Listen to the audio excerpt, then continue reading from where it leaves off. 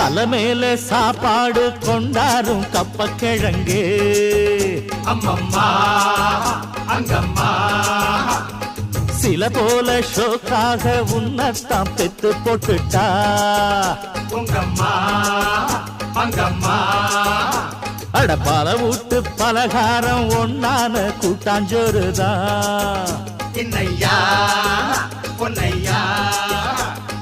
பல சாதி இது போல ஒன்னான சண்டை வருமா சொல்லையா சொல்லையா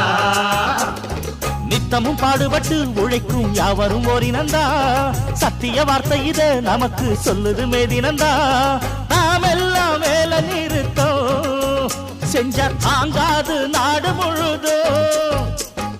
நாமின்றி என்ன நடக்கும் நம்ம கைதாண்டா ஓங்கி இருக்கும் அட அடிச்சா